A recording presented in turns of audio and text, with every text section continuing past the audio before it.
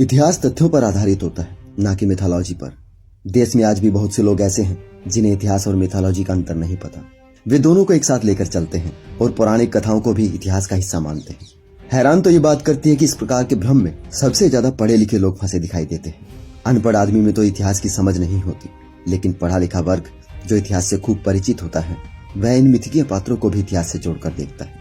कई दशक पहले देवकीनंदन खत्री ने एक उपन्यास लिखा था, चंद्रकांता।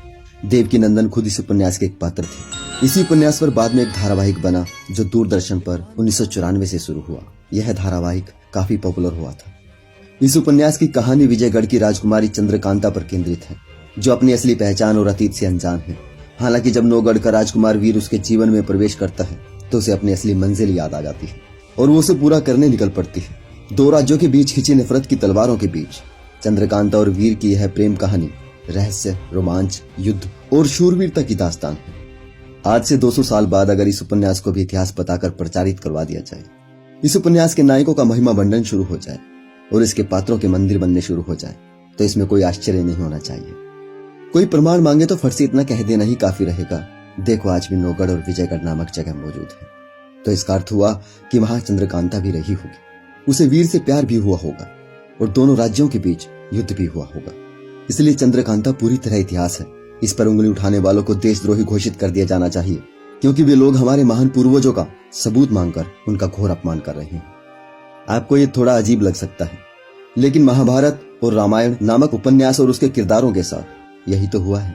यहाँ हम बात करेंगे केवल महाभारत नामक उपन्यास की, जिसकी रचना वेद व्यास ने की। कब की पता नहीं, कोई इतिहास नहीं। इस ग्रंथ में जो युद्ध हुआ वो कब हुआ पता नहीं, कोई इतिहास नहीं। आज तक महाभारत से जुड़ा एक ढेला भी पुरातत्व विभाग को नहीं मिला। जब इस ग्रंथ का कोई काल ही निर्धारित नहीं है, तब हम इसे किस कालखंड से जोड़े?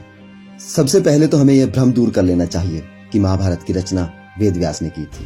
वेद व्यास ने महाभारत नहीं, जय नामक ग्रंथ लिखा था, जिसमें मात्र 8800 श्लोक थे। व्यास के बाद जय नामक ग्रंथ के दूसरे संपादक थे वैशंपायन, जिन्होंने जय नामक ग्रंथ को भारत संहिता बताकर इसमें 16,000 नए श्लोक जोड़ दिए। वैशंपायन के बाद इस ग्रंथ के एक और संपादक हुए उग्र श्रवसैती, जिन्होंने भारत संहिता को महाभारत नामक ग्रंथ बनाकर उसमें 70,000 नए श्लोक जोड़ दिए। यही महाभारत ग्रंथ वर्तमान में हमारे सामने है। आज इस ग्रंथ में 1 लाख से ज्यादा श्लोक है। इस ग्रंथ में घोर जातिवाद तो है ही, साथ ही ये ग्रंथ क्षत्रिय को वस्तु के समान दर्शाता है, उसे भाइयों में बांट देता है, उसे जुए में दांव पर लगा देता है, धर्मराज से झूठ बुलवाता है, कर्ण को सूद पुत्र बताता है, विदुर को दासी पुत्र कहता है। नैतिक रूप से देखा जाए तो ये बेहद बचकानी किताब है। हाँ, कहानी के हिसाब से एक बेहतरीन कल्पना कह सकते हैं। बहरहाल इसकी कहानी पर हम ज्यादा बात नहीं करेंगे, बच्चा बच्चा जानता है। आप सिर्फ इतना सोचिए कि किस बिना पर इसे इतिहास ग्रंथ माना जाए, जबकि इसकी भाषा संस्कृत के 550 साल पहले के कोई भी लिखित साक्ष्य नहीं मिलते। जिस काल को महाभारत काल बताया जाता है, उस काल की मेसोपोटामिया सभ्यता का कहीं कोई जिक्र नहीं। सिंधु घाटी सभ्यता में महाभारत का कोई निशान नहीं। किस आधार पर इसे ऐतिहासिक माना जा रहा है, जिसके किरदारों के जन्म की कोई तारीख, वर्ष दर्ज नहीं।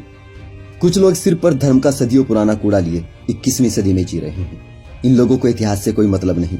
इन्हें हर क्षेत्र में अपने धार्मिक कचरे को फैलाने की पुरानी आदत है, क्योंकि इन जातिवादी ग्रंथों में इनके पूर्वजों की लिखी इनके हितों की बातें हैं, और इन्हीं ग्रंथों की वजह से ये असमानतावादी लोग सदियों से वर्चस्व में रहे हैं। इतिहास के बारे में परजीवियों के IT सेल से जो मटेरियल तैयार होता है, उसका वास्तविक इतिहास से कोई लेना देना नहीं है।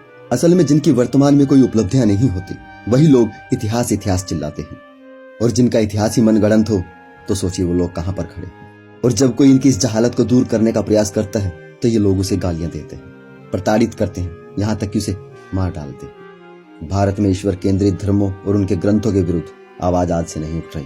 ये परंपरा भी उतनी ही पुरानी है जितने ये धर्म। जब जब धर्म जनसमूहों के शोषण का आधार बना है, तब तब इसी समाज के लोगों ने ही उसके विरुद्ध आवाज भी बुलंद की है।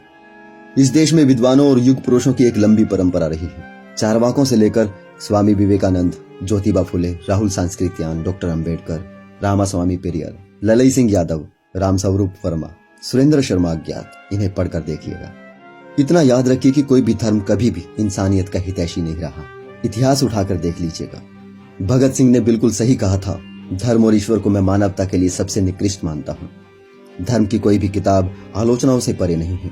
वेद, कुरान, बाइबल, रामायण या महाभारत, कोई भी किताब हो, इन सब की रचनाएं इंसानों ने ही की।